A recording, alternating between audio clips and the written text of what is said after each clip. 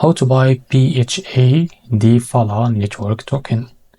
So before we start, this is not financial advice. I'm not professional economic expert. So before investing in any project that you found on my channel, please do your own research. Now, as you can see, make sure to take a look on their X account. They have a big community there. Now, to be able to buy this token, it's by going to CoinMarketCap to be able to find this token, as you can see. Now, go to contract, as you can see. Now, copy the token address, and this token address is under Ethereum network. Now go to your Bitget wallet from here. As you can see, now go to your wallet. Now after that, select here the network as Ethereum and click on this plus. Now after that, paste the token address, as you can see, and this is our token called PHA.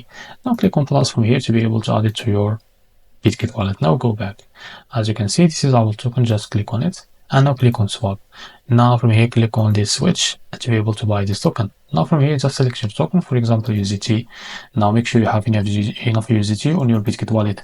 Now from here, just type how much you want to buy with a few seconds, and you will be able to see how much you will receive. Now after that, click on buy, and you will be able to buy this PHA Phala network token. So this is how to buy the Phala network token. If you find this video helpful, please like and subscribe. See you in the next video.